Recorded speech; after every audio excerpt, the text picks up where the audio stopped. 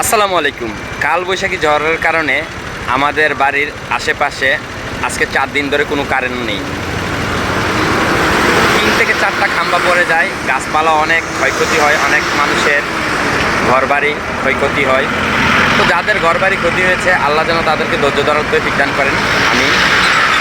তার পাশাপাশি যারা দূরপ্রবাসে আছেন, আপনারা আপনাদের ফ্যামিলির সাথে হয়তোবা যোগাযোগ রাখতে পারতেছেন না, কারণ যেহেতু কারেন্ট নেই। আর যারা যারা প্রতিবেশী আশেপাশে কোনো এলাকা থেকে মোবাইল চার্জ দিয়ে আনতেছেন, তারা অবশ্যই যোগাযোগ রাখতে পারতেছেন।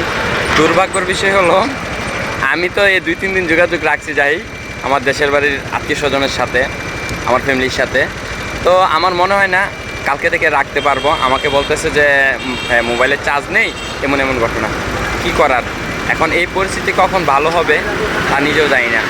আমাদের বাজারে যে খাম্বাটা পড়ে গেছিলো, খাম্বাটা এখনও কিন্তু সরানো হয় নাই। তো যাই হোক, আপনারা সবাই দোয়া করবেন আর এই ভিডিওটা